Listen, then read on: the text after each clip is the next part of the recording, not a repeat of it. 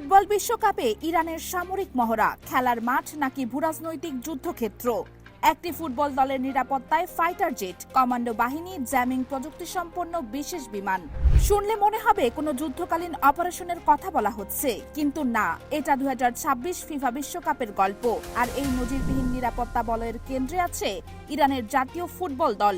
প্রশ্ন হচ্ছে, ঠিক কি এমন ঘটলো যে একটি দেশ তার ফুটবলারদের জন্য রাষ্ট্রপ্রধান পর্যায়ে নিরাপত্তা মোতায়েন করতে বাধ্য হলো? আর এখান থেকেই শুরু হচ্ছে আসল আলোচনা। ফুটবল বিশ্বকাপের দীর্ঘ ইতিহাসে দলগুলোর নিরাপত্তা নিয়ে নানা ব্যবস্থা নেওয়া হয়েছে, কিন্তু কোনো দেশ কখনো তার ফুটবল দলের জন্য পঞ্চম প্রজন্মের স্টেলথ ফাইটার জেট দিয়ে আকাশপথে এসকর্ট করিয়েছে এমন ঘটনা এর আগে ঘটেনি। ইরান এবার সেই অসম্ভবকে বাস্তব করে দেখিয়েছে।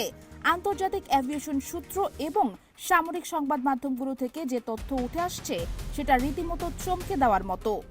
ইরানের ফুটবল দল সাধারণ কোনো যাত্রীবাহী বিমানে করে যাতায়াত করছে না। তাদের জন্য ব্যবহার করা হচ্ছে ইরান ইন্টারন্যাশনাল এবং মেরাজ এয়ারলাইন্সের বিশেষায়িত বিমান, যেগুলোকে সামরিক পরিভাষায় বলা হয় ডুমসডে প্লেন বা কেয়ামতের বিমান। কিন্তু এখানেই বিষয়টা আরো গভীর হয়ে যায়। এই বিমানগুলো শুধু একটা উড়োজাহাজ না, এগুলো মূলত আকাশে ভাসমান কমান্ড সেন্টার। ভেতরে স্থাপন করা হয়েছে অত্যাধুনিক ইলেকট্রনিক জ্যামিং সিস্টেম। এই প্রযুক্তির কারণে বিমানের চারপাশে 14 কিলোমিটার ব্যাসার্ধের মধ্যে কোনো শত্রু ড্রোন বা মিসাইল প্রবেশ করলে তা তাৎক্ষণিকভাবে সিগন্যাল হারিয়ে ফেলবে। সাধারণ স্যাটেলাইট কমিউনিকেশনের বদলে এই বিমানগুলো সরাসরি ইরানের নিজস্ব এবং সম্পূর্ণ স্বাধীন সামরিক যোগাযোগ ব্যবস্থার সাথে সংযুক্ত। আর আকাশপথে এই বিমানকে এসকর্ট করছে চীনের তৈরি পঞ্চম প্রজন্মের J-20 স্টেলথ ফাইটার জেট। ঘন্টায় প্রায় 2300 কিলোমিটার গতিতে উঠতে সক্ষম এই যুদ্ধবিমান রাডার ফাঁকি দিতে পারে এবং কয়েক টন অস্ত্র বহনে সক্ষম। একটু থামুন এবং ভাবুন, একটি ফুটবল টুর্নামেন্টে অংশগ্রহণকারী দলের জন্য ফাইটার জেট এসকর্ট, এটা কি শুধুই নিরাপত্তা নাকি এর পেছনে আরো বড় কোনো বার্তা আছে? কিন্তু ইরান কেন এত দূর গেল? কারণটা লুকিয়ে আছে ওয়াশিংটনে। এই পুরো নিরাপত্তা মহাযজ্ঞের পেছনে সরাসরি দায়ী মার্কিন যুক্তরাষ্ট্রের ট্রাম্প প্রশাসনের চরম বৈরী আচরণ। যে দেশ এই বিশ্বকাপের অন্যতম আয়োজক, সেই দেশটাই একটি অংশগ্রহণকারী দলের প্রতি যে আচরণ করেছে সেটাকে আন্তর্জাতিক শিষ্টাচারের ধারে কাছেও ফেলা যায় না। ট্রাম্প প্রশাসন বিশ্বকাপ চলাকালীন ইরানের জাতীয় দলকে যুক্তরাষ্ট্রের মাটিতে ন্যূনতম নিরাপত্তা বা আতিথেয়তা দিতে সরাসরি অস্বীকার করে। শুধু তাই নয়, শর্ত জুড়ে দেওয়া হয় যে ইরান দল আমেরিকায় এসে ম্যাচ খেলবে, কিন্তু খেলা শেষ হওয়ার 3 থেকে 4 ঘন্টার মধ্যেই তাদের আমেরিকার মাটি ছাড়তে হবে। কোনোভাবেই তারা যুক্তরাষ্ট্রে রাত কাটাতে পারবে না। এটা কি একটা আন্তর্জাতিক ক্রীড়া আয়োজনে অংশগ্রহণকারী দলের প্রতি করা যুক্তিসঙ্গত আচরণ, নাকি এটা সরাসরি রাজনৈতিক প্রতিহিংসা? আন্তর্জাতিক সম্প্রদায়ের বড় অংশ এটাকে চরম বৈষম্যমূলক এবং খেলাধুলার মূল চেতনার পরিপন্থী হিসেবেই দেখছে। একটি বিশ্বকাপের আয়োজক দেশ যখন একটি অংশগ্রহণকারী দলকে কার্যত অবাঞ্ছিত ঘোষণা করে, তখন সেটা আর খেলাধুলার গণ্ডিতে থাকে না, সেটা হয়ে ওঠে ভূরাজনৈতিক বিবৃতি। কিন্তু এরপর সামনে আসে আরও গুরুত্বপূর্ণ এক অধ্যায়।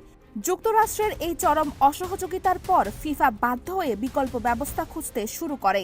আর ঠিক সেই মুহূর্তে এগিয়ে আসেন মেক্সিকোর প্রেসিডেন্ট ক্লাউদিয়া সেইনবাউম। বামপন্থী মোরেনা পার্টির এই নেত্রী যুক্তরাষ্ট্রের আচরণের সরাসরি বিরোধিতা করে ইরান দলকে সাদর গ্রহণ করেন। ক্যালিফোর্নিয়া সীমান্তের একদম কাছে তিহুয়ানা শহরে ইরানের জন্য তৈরি করা হয় একটি সুরক্ষিত বেস ক্যাম্প। পরিকল্পনাটা অত্যন্ত চৌকস।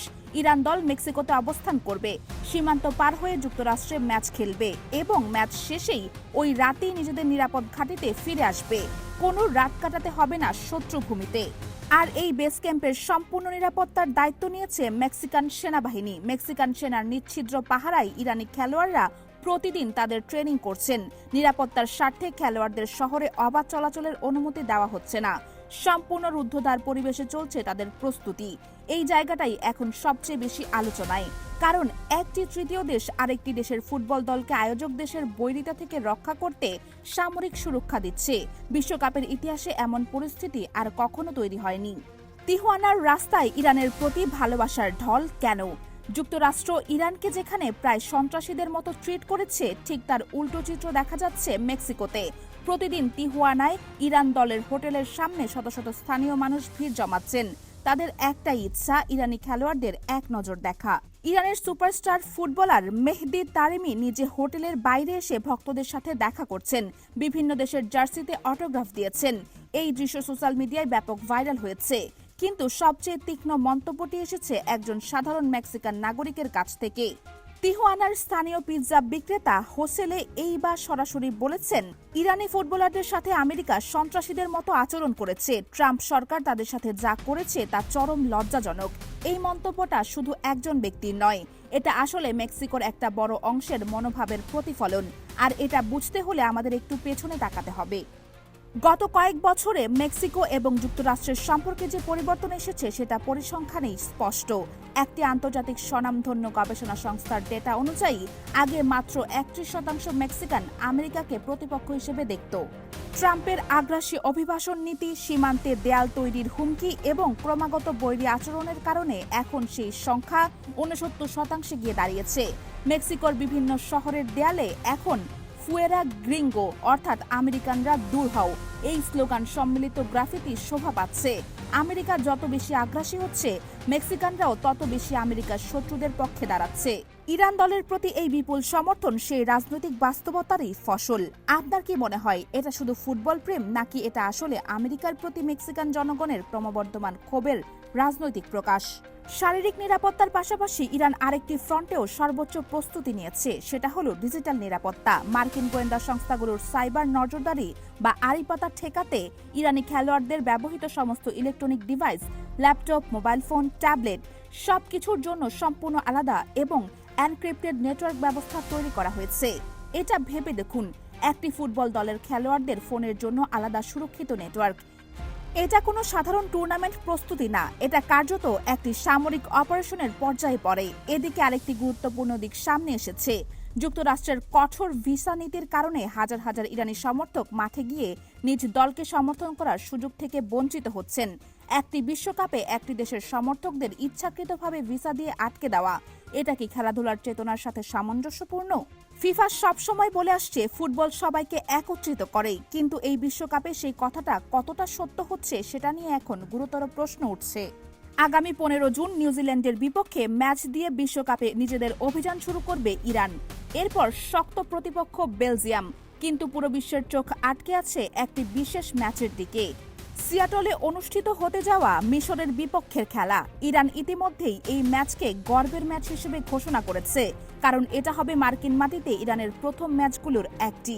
আর ঠিক সেই কারণেই ইরান সরকার, ফিফা এবং আয়োজকদের উপর ব্যাপক চাপ তৈরি করেছে যেন কোনো ধরনের উস্কানিমূলক ঘটনা না ঘটে।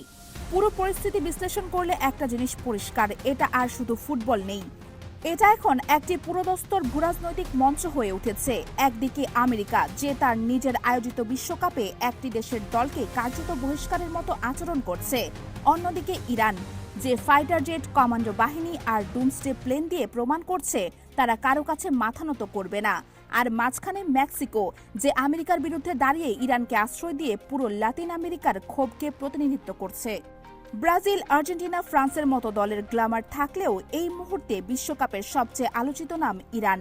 কিন্তু সেই আলোচনার কারণ তাদের ফুটবল দক্ষতা নয়, বরং ফুটবলের মাঠকে ঘিরে তৈরি হওয়া এই অভূতপূর্ব ভূরাজনৈতিক সংঘাত। পরবর্তী কয়েক সপ্তাহে পরিস্থিতি কোন দিকে যায় সেটাই এখন সবচেয়ে গুরুত্বপূর্ণ। গ্যালারিতে কোনো উস্কানি এলে ইরান কি সত্যিই মাঠ ছেড়ে চলে আসবে? ফিফা কি আয়োজক দেশের রাজনৈতিক চাপের কাছে নতি স্বীকার করবে, নাকি খেলাধুলার নিরপেক্ষতা রক্ষা করতে পারবে? আর যদি পরিস্থিতি আরও খারাপের দিকে যায়, তাহলে এর প্রভাব শুধু ফুটবলের মাঠে সীমাবদ্ধ থাকবে না, এটা আন্তর্জাতিক কূটনীতি, বাণিজ্য এবং আঞ্চলিক জোটগুলোর ভারসাম্যেও প্রভাব ফেলতে পারে। এই পুরো ঘটনাকে আপনি কিভাবে দেখছেন? ইরানের এই পদক্ষেপ কি যৌক্তিক নাকি অতিরিক্ত? আমেরিকার আচরণ কি গ্রহণযোগ্য ছিল? আপনার বিশ্লেষণ কমেন্টে জানাতে পারেন।